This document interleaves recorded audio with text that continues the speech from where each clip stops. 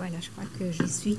Alors d'abord, à mon tour, bien entendu, de remercier très vivement l'association Amel pour son invitation et particulièrement Madame la Présidente, le docteur Abou Fadel et le docteur Rachid Ait Ali, que je tiens à remercier pour sa gentillesse et sa disponibilité. Alors, je voudrais vous parler de l'ostéoporose, bien entendu. Je n'ai pas de lien d'intérêt particulier avec cette présentation. Et on va essayer de nous interroger sur cette pathologie en 10 questions. Ne vous inquiétez pas, on ne va pas passer les questions une à une. Ce serait trop long. En 20 minutes, c'est impossible. D'abord, évidemment, des choses que vous connaissez très bien. Qu'est-ce que l'ostéoporose? Quelles sont ses conséquences? Quelle est l'ampleur du problème? Et puis, des choses beaucoup plus pratiques. Quelle est la place de l'imagerie? Quelle est la place de la biologie? Quelle est la place de l'ostéodensitométrie? Quels sont les facteurs de risque? Et puis, des éléments qui nous aident aussi dans le diagnostic et le choix thérapeutique. À quoi sert ce qu'on appelle le FRAX?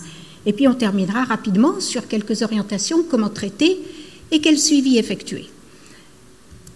Alors pour répondre d'abord aux 3 premières questions, vous connaissez la définition de l'ostéoporose, je ne vais pas m'attarder dessus.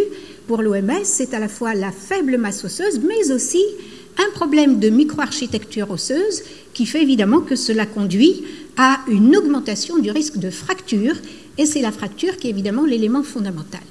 Je voudrais m'arrêter quelques minutes sur cette diapositive qui est fondamentale. Elle montre l'évolution de la masse osseuse en fonction de l'âge dans la population générale.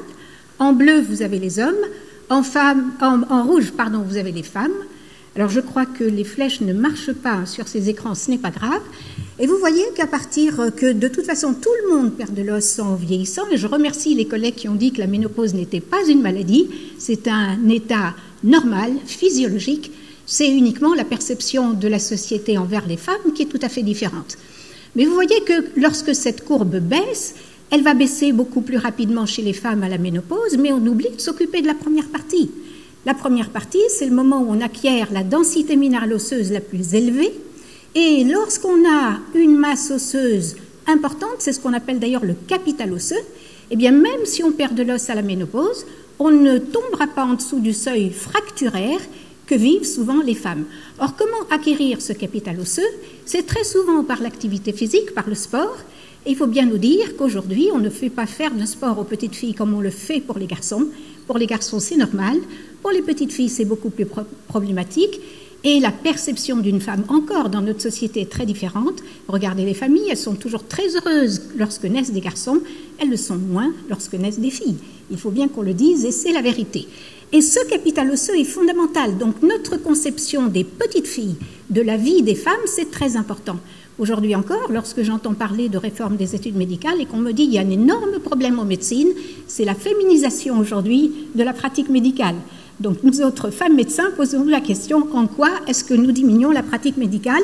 Il y a beaucoup de choses à se poser, mais je crois que cette diapositive est fondamentale. Alors, dans un certain nombre d'affections, coronopathie, vous avez le risque qui est mesuré par le cholestérol. L'expression clinique la plus classique, c'est l'infarctus. Dans l'hypertension artérielle, on mesure la tension. L'expression clinique, c'est l'accident vasculaire cérébral.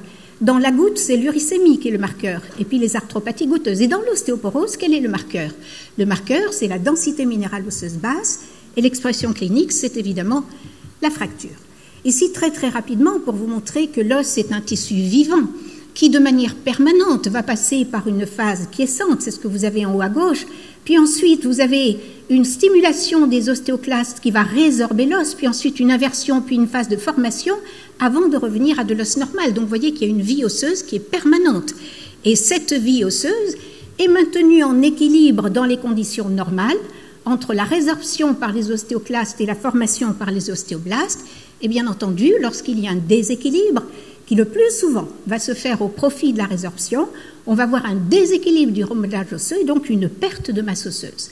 Et pour rester dans le thème d'aujourd'hui, parce qu'il y a beaucoup d'étiologies en fait qu'il faudrait envisager, l'ostéoporose se traduisant par des fractures et se voit le plus souvent dans 2 circonstances, soit chez le sujet âgé avec un déterminant essentiel qui est l'insuffisance en vitamine D, ça c'est aussi un sujet très important, et ou le calcium, et bien sûr en post-ménopause avec la carence œstrogénique. Et vous savez que les fractures, on n'a pas de chiffres marocains malheureusement très précis, mais quand on regarde ce qui se passe en France, plus de 2 millions de femmes feront une fracture vertébrale qu'il serait possible de diagnostiquer grâce à un examen radiologique. Et vous voyez qu'on peut avoir des fractures vertébrales. Et je vous rappelle que le tassement vertébral, c'est une fracture. Ce n'est pas un tassement, c'est une véritable fracture. Fracture vertébrale dans 44% des cas. Fracture de l'extrémité supérieure du fémur, dont vous savez d'ailleurs la létalité dans les suites de la fracture de l'extrémité supérieure du fémur, fracture du poignet, qui sont des éléments importants. Et bien entendu, vous voyez que 40% des femmes ménopausées feront une fracture, 10% des hommes feront une fracture. Et les fractures vertébrales sont prédictives d'une nouvelle fracture dans au moins 5 à 11 fois plus, et d'une fracture de l'extrémité supérieure du fémur. Le risque est multiplié par 2. Alors, on a parlé tout à l'heure de l'espérance de vie. Effectivement, regardez, c'est magistral, c'est magnifique. En 1950, regardez, on vivait jusqu'à 40 ans. Pour tout le monde, hein, toute la population, 40 ans. En 1994, vous voyez, on vivait jusqu'à 60 ans.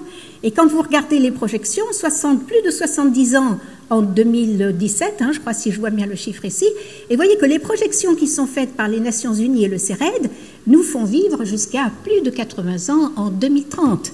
Et pourtant, malgré tout cela, seuls 10 à 15% des malades ostéoporotiques sont traités, alors qu'aujourd'hui, les traitements actuels réduisent de 70% le risque de fracture vertébrale et de 40% le risque de fracture de hanche.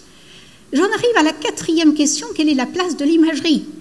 L'imagerie, et là je voudrais insister sur la radiographie standard, faisons des choses simples. Et c'est l'intérêt justement de la médecine générale, où vous êtes très proche des patients, où des bilans simples vous permettent d'avoir une conduite tout à fait positive. Si vous avez une femme en période de ménopause qui fait des rachialgies, il faut faire une radiographie. Ou bien, si un des critères suivants est présent, s'il y a une perte de taille, plus de 4 cm comparé à la taille à 20 ans, ou bien une perte de taille au cours de votre suivi qui dépasse 2 cm, ou bien s'il y a un antécédent de fracture vertébrale. Et encore une fois, je rappelle que je parle de fracture vertébrale en parlant des tassements. Et puis, si vous avez aussi un risque important de fracture vertébrale au cours des maladies chroniques, qui sont toutes des maladies déminéralisantes. Toutes les maladies chroniques sont déminéralisantes. Et lorsque vous avez des traitements qui vont faciliter, qui vont conduire à la déminéralisation osseuse, comme évidemment la corticothérapie, que vous connaissez bien, les inhibiteurs de l'aromatase, on en a parlé tout à l'heure, les IPP au long cours. Attention à l'utilisation des IPP au long cours qui sont fragilisants sur le plan osseux et qui peuvent conduire à de véritables ostéoporoses, quelquefois même très sévères. Dans ce cas-là, analysez simplement vos radiographies standards. N'allez pas à l'imagerie compliquée avec ce que ça suppose aussi comme finance pour le patient et en termes d'économie de santé. On va rechercher, alors c'est dommage, je ne vais pas pouvoir, parce que je crois que même sur l'écran ça ne fonctionne pas, peu importe. J'espère que vous voyez sur le col du fémur le petit trait qui montre qu'il y a déjà une fissure, hein, qui est même assez profonde sur le col du fémur. Et puis vous voyez sur l'image de droite les tassements vertébraux multiples qui sont des tassements ostéoporotiques avec évidemment la kyphose entraînée par ces tassements. Et puis bien sûr on va analyser les vertèbres en rappelant encore qu'un tassement vertébral c'est une fracture vertébrale. À gauche, voilà une fracture normale. Vous voyez ensuite en progressant de la gauche vers la droite une vertèbre cunéiforme, une vertèbre biconcave, un enfoncement du plateau supérieur, une vertèbre en galette. Mais vous remarquez aussi qu'on va chercher les signes de bénignité en analysant ces radiographies. D'abord le nombre. Quand il y a une seule vertèbre tassée, il faut s'inquiéter. Quand il y en a plusieurs, c'est beaucoup plus en faveur de l'ostéoporose. La forme de l'os. Vous voyez par exemple, on a un plateau fracturé mais non lisé, avec un corps vertébral qui est homogène et un tassement qui est symétrique. Alors qu'à droite, le tassement est asymétrique et on ne voit plus l'œil du petit chien qui correspond au pédicule. Vous voyez que le pédicule est effacé, c'est une métastase osseuse. Et puis bien sûr, on va regarder la modification de la trame osseuse. On va regarder le mur postérieur. Regardez l'image en bas, le mur et l'arc postérieur sont intacts et les parties molles sont normales. C'est un tassement vertébral ostéoporotique. Et puis aussi, élément fondamental dans l'analyse de votre radiographie, c'est la localisation du tassement vertébral. Il n'y a jamais de tassement vertébral bénin au-dessus de D4 et au niveau du rachis cervical. Ça, c'est une grande règle sémiologique, c'est toujours pathologique, malin. Et lorsque vous avez une fracture isolée de L5, il ne faut pas se contenter du diagnostic de déminéralisation osseuse, il faut rechercher d'ostéoporose, il faut rechercher un autre diagnostic. Alors, il y a bien sûr beaucoup d'autres méthodes de diagnostic. La scintigraphie, on la fait pratiquement plus aujourd'hui. La biopsie osseuse non plus n'a plus aucun intérêt. Le scanner, l'IRM, lorsque vous avez des doutes et lorsqu'en particulier vous voulez faire un diagnostic différentiel. Par exemple, ici, sur le scanner, fracture circonférentielle avec un trait de fracture qui sépare l'os cortical et l'os spongieux. Et de l'autre côté, vous voyez une extension tumorale intracanalaire qui envahit le canal. Et ici, vous voyez séquence pont-arrêtée en hyposignal. On a l'impression qu'il y a un problème peut-être malin. Mais quand on regarde en bas, séquence pont-arrêtée 2 avec injection de gadolinium, et une prise de contraste homogène avec normalisation du signal, malgré l'allure trompeuse, il s'agit en fait bien d'une ostéoporose, alors que de l'autre côté, vous voyez l'hyposignal diffus avec le bombement du mur postérieur, et on voit qu'à la séquence pont-arrêtée 2, vous avez une plage étendue d'hypersignal intense, c'est une pathologie tumorale maligne. Il y a aussi les fractures par insuffisance osseuse, vous voyez ici calcanéum, ici le col fémoral, et vous voyez l'édème sous-chondral et l'hyposignal linéaire, incomplet, horizontal. Je suis désolée de ne pas vous le montrer avec une flèche, mais je pense que vous arrivez tout de même à suivre avec les flèches indiquées sur l'imagerie. On en arrive à la biologie. Bien, la biologie, évidemment, on va tenir compte des capacités du patient à faire un certain nombre de bilans. Donc, on va évidemment être analytique par rapport à nos demandes. Un bilan standard, une numération plaquette VS, bien entendu, l'électrophorèse des protéines, la protéinurie de 24 heures, le bilan phosphocalcique, et puis la fonction rénale et le fer sérique, parce qu'on va envisager des pathologies comme l'hémochromatose, le bilan thyroïdien, et systématiquement chez l'homme, la testostérone et le dosage de l'ALH. Soit le bilan est anormal, et si le bilan est anormal, on va s'orienter vers une ostéoporose secondaire. Vous voyez ici toutes les étiologies qui peuvent éventuellement relever de ces diagnostics. Soit le bilan est normal, et on va à ce moment-là le confronter aux facteurs de risque, ou bien c'est concordant, et on pourra conclure à l'ostéoporose primitive, ou bien ce n'est pas concordant, et à ce moment-là, on ira un peu plus loin dans le bilan phosphocalcique qu'on va compléter avec les hormones calciotropes et les marqueurs osseux. Les marqueurs osseux, je vous les montre simplement, ils ne sont absolument pas utiles au diagnostic, ne les faites pas. On les fait en général pour identifier les sujets à haut niveau de remodelage et pour prédire un risque de fracture, et on les utilise souvent en rhumatologie pour le suivi des traitements, mais ça n'a pas d'intérêt en pratique. Alors, on va maintenant répondre très rapidement à ces trois questions avant de voir beaucoup plus rapidement le traitement à travers une observation clinique. C'est celle d'une patiente de 69 ans qui se plaint de lombalgie depuis 8 mois. Sa mère a fait une fracture de hanche, elle pèse 60 kg. On mesure évidemment systématiquement la taille, 1,65 m. Elle faisait 1,68 m à 20 ans et on calcule bien sûr l'IMC qui est à 22. Alors, j'aurais pu vous poser cette question. Quel examen demandez-vous initialement? Quelle place faites-vous à l'ostéocytométrie et pourquoi? Mais en raison du temps qui me reste, je n'attendrai évidemment pas votre réponse et je vous donne la réponse. On va rechercher les facteurs de risque de l'ostéoporose et on va regarder les facteurs réversibles et les facteurs non réversibles. Les facteurs réversibles, c'est l'insuffisance en calcium, vitamine D qu'on pourra prendre en charge. Voyez la place de l'exercice, elle est fondamentale.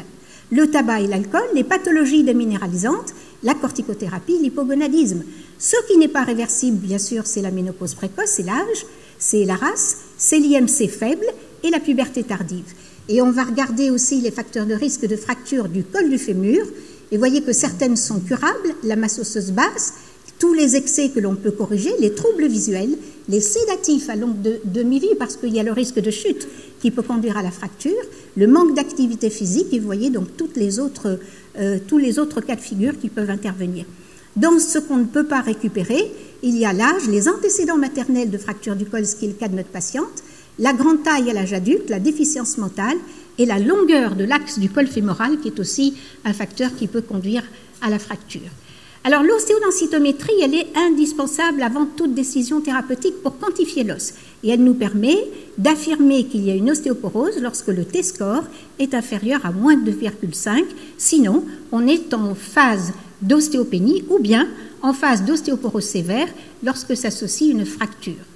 Notre patiente a les chiffres suivants. Vous voyez qu'il n'y a que le rachis où il y a moins de 2,5, donc ostéoporose. Mais on peut se poser la question, est-ce qu'on est vraiment en droit de traiter ou pas? On va à ce moment-là regarder combien il y a de tassements vertébraux par ce qu'on appelle la VFA, le Vertebral Fracture Assessment, Et puis surtout, on va faire l'ostéodensitométrie qui va nous permettre de nous orienter. Et voyez que le traitement qui est indiqué en rouge est indispensable dans 2 cas de figure. S'il y a une fracture sévère, même si l'ostéodensitométrie n'est pas en faveur de l'ostéoporose, ou bien lorsque le T-score est inférieur ou égal à -3. Dans les autres cas, l'avis du spécialiste, ou bien pas de traitement, en particulier quand il n'y a pas de fracture, quand il n'y a pas de facteur de risque d'ostéoporose ou de chute multiple.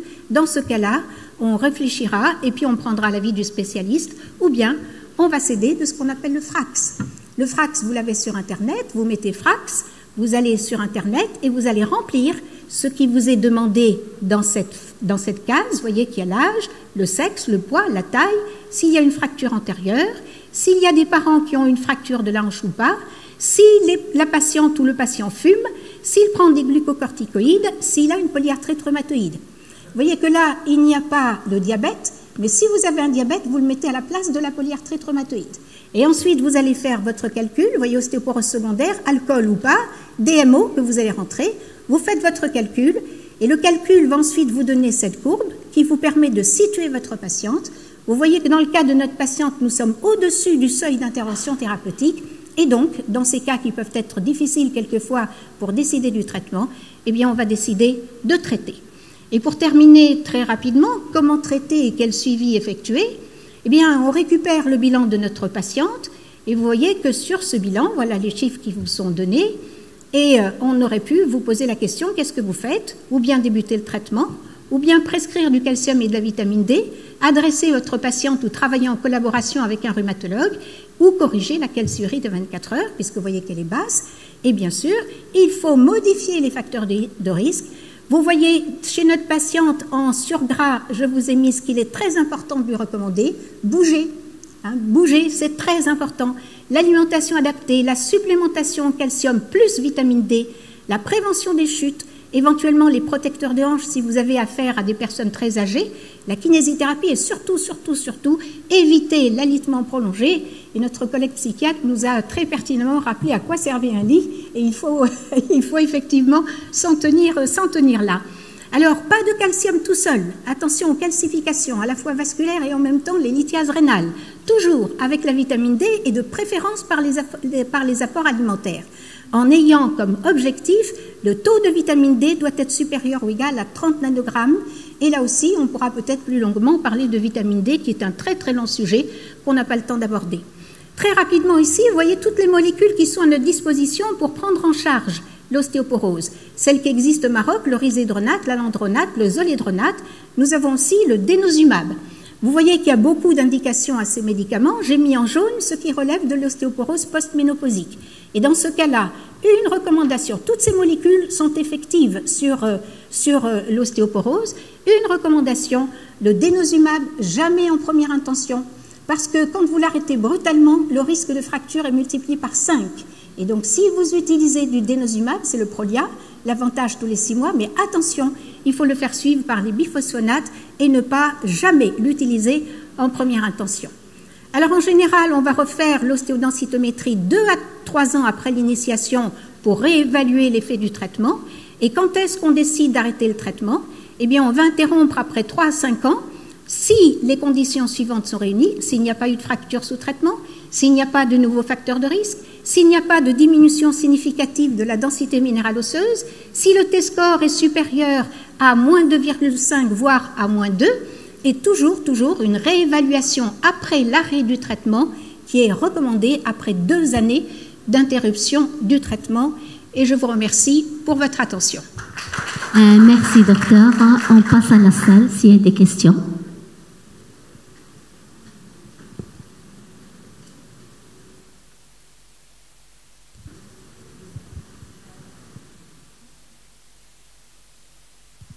Merci beaucoup, professeur, pour votre présentation.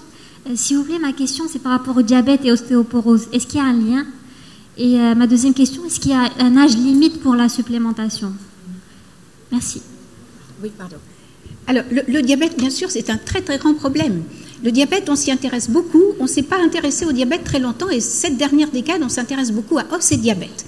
Et tous les mécanismes dans le diabète qu'on appelle la caramélisation sont aussi mis en évidence aujourd'hui au niveau de l'os. Et on sait que l'ostéoporose est aussi très importante et très fréquente dans le diabète.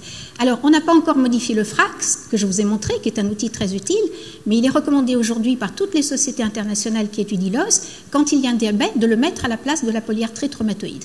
La polyarthrite rhumatoïde reste moins fréquente que le diabète, donc il y a beaucoup plus souvent, vous cochez la case polyarthrite rhumatoïde, et là, à ce moment-là, vous avez une évaluation qui vous permet de débuter le traitement. La deuxième question était, est-ce qu'il y a un âge limite pour débuter le traitement? Alors ici, nous nous sommes focalisés sur l'ostéoporose post-ménopausique. Donc nous sommes dans la post-ménopause. En général, quand il y a des déminéralisations osseuses avant la ménopause, elles vont relever d'ostéoporose secondaire. On n'est plus dans l'ostéoporose post-ménopausique primitive. On est dans les ostéoporoses secondaires. Et là, si on a une ostéoporose chez une jeune femme, ça peut relever de beaucoup d'autres facteurs. Dans les carences, même dans les carences hormonales, l'excès de sport avec l'arrêt des règles, par exemple, qui est aussi un facteur de déminéralisation très important chez les sportives, ou des pathologies très différentes. Au Maroc, on a encore malheureusement très souvent l'ostéomalacie, mais qui est très différente de l'ostéoporose. Ce n'est pas une ostéoporose secondaire, c'est une pathologie à proprement parler qui est due à la déficience en vitamine D. Et on n'a pas le temps évidemment de revoir tous les diagnostics différentiels, mais il y a une multitude de diagnostics. Donc avant la ménopause, attention aux diagnostics différentiels. Oui. Oui. Alors les protecteurs de hanche, on les utilise chez les personnes âgées qui ont une démarche instable. Il y a des tests qu'on appelle des tests up and go pour vérifier si la personne âgée peut marcher, si elle n'est pas déséquilibrée, s'il n'y a pas de problème de vue, si elle ne prend pas des sédatifs, des tranquillisants. Attention aux tranquillisants chez les personnes âgées, parce que vous savez que le risque, c'est la chute. Attention au tapis aussi. Et on dit souvent qu'il vaut mieux un clou dans le tapis qu'un clou dans la hanche, parce que le risque de chute, malheureusement, s'accompagne chez ces personnes âgées déminéralisées par un risque de fracture de l'extrémité supérieure du fémur, qui est évidemment catastrophique. Et donc, on met très souvent chez ces personnes des coussins qu'on met autour des hanches. C'est ce qu'on appelle justement les protecteurs de hanches, ce qui fait que quand il les supporte bien, lorsqu'il tombe, la chute est amortie par le coussin. Et on sait que c'est quand même un élément de protection supplémentaire qui est simple, mais qui est tout à fait utile. Avec plaisir. S'il vous plaît, professeur, merci beaucoup pour votre présentation. Si on n'a pas de signe clinique de rachirurgie et si on n'a pas d'idée sur la taille auparavant, est-ce qu'on doit dépister l'ostéoporose chez toute femme ménopausée? Alors, je vous dirais que c'est pas toujours la règle partout, mais je vous dirais qu'au Maroc, c'est quand même important. Pour la raison suivante. D'abord, vous avez vu que la condition féminine est très différente de la condition masculine. Et bouger, malheureusement, on n'apprend pas aux petites filles à bouger. Il y a des études sociologiques qui sont passionnantes, qui étudient les garçons et les filles au pôle Nord. Et on montre qu'au pôle Nord, comme on laisse les garçons et les filles aller dans la nature de la manière la plus normale possible, les filles se développent de la même façon que les garçons. Et on a même fait la liaison entre l'aptitude aux mathématiques. Vous savez qu'on dit que les garçons sont meilleurs en mathématiques que les filles. Et il semblerait qu'il y ait aussi une relation à ce niveau-là. Donc il y a beaucoup de choses encore à faire sur l'éducation des petites filles. Et votre question était... Est-ce qu'on doit dépister sans avoir de signe? Est-ce qu'on doit dépister? Alors, deuxième facteur important qui me paraît indispensable pour le dépistage, c'est qu'on a une carence en vitamine D au Maroc qui est considérable. On a fait plusieurs études et publié plusieurs études. On a plus de 80% des femmes qui sont en carence importante en vitamine D. Quand vous regardez la supplémentation en vitamine D, on nous dit aujourd'hui, dans les populations européennes, vous donnez 50 000 unités après 60 ans, 50 000 unités par mois, sans faire de dosage, du mois d'octobre au mois d'avril. Après, il y a le soleil, on se met au soleil, et puis le soleil fait son travail de vitamine D. Chez nous, malheureusement, ce n'est pas le cas. Et bien qu'on soit un pays de soleil, la carence est très importante. Et donc, ça prédispose aussi, c'est un des facteurs qui conduit à l'ostéoporose. Donc, je pense qu'à la ménopause, il faut absolument faire un dépistage, au moins au début, par le bilan phosphocalcique simple, et puis l'ostéodensitométrie. Et après, bon, si elle est normale, on laisse la personne tranquille. Si elle est, en tout cas, vous voyez que l'indication, l'ostéodensitométrie vous donne quand même des chiffres qui orientent sur comment prendre en charge et est-ce qu'il faut démarrer le traitement ou pas et quelles mesures prendre. Merci docteur, c'était vraiment très intéressant et je vous donne un souvenir de l'association AMEL.